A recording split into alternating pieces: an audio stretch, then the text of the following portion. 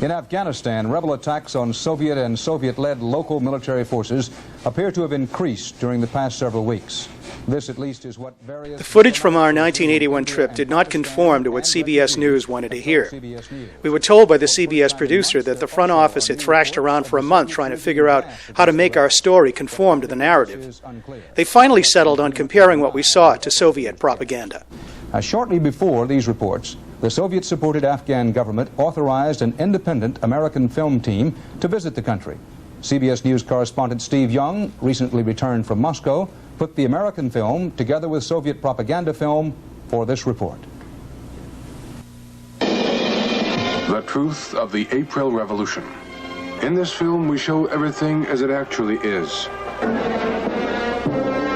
This film, made by Soviets for Soviets, does not show the Afghan guerrillas resisting the Soviet-installed regime in their country. But the film did provide one of the few glimpses of life in Afghanistan cities since the Soviet invasion, until an American TV crew was allowed in, the first American journalists to be officially welcomed in 16 months. It is not as active and as volatile as we expected it to be. Perhaps we hit it on 10 good days. Perhaps the reason why they granted us the permission to come when they did was the feeling that they had reached a level of security where they could allow an American team in.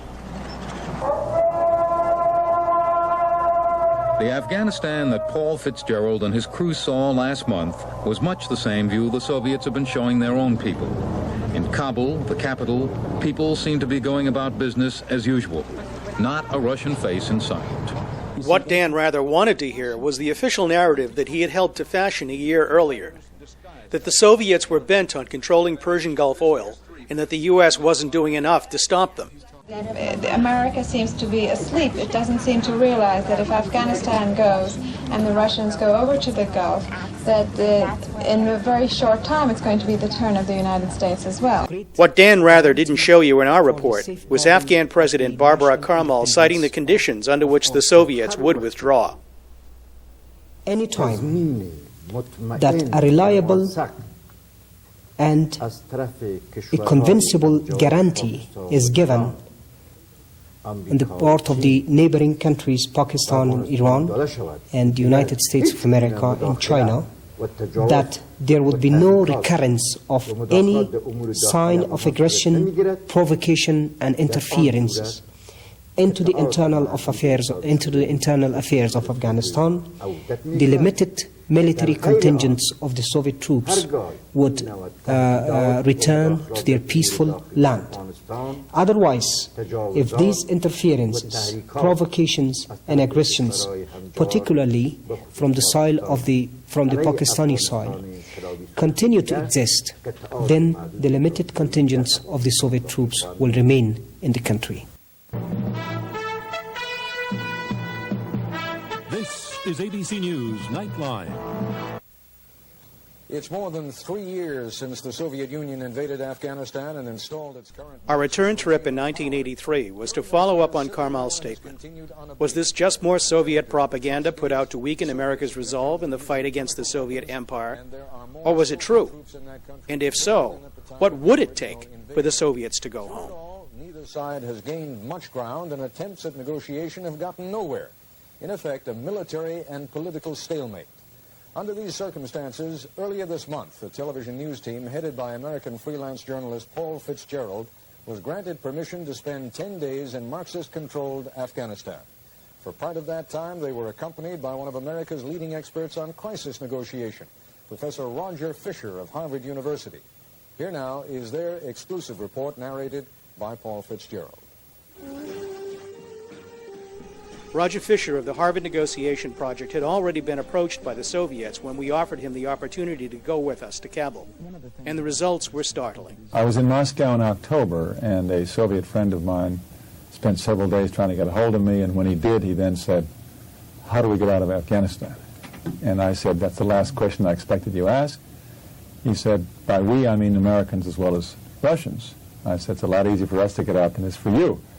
And that was there. And then when Paul Fitzgerald, shortly thereafter, said, would I go with him on another film trip, I said, well, put me down for a visa if it comes along, and I'll see.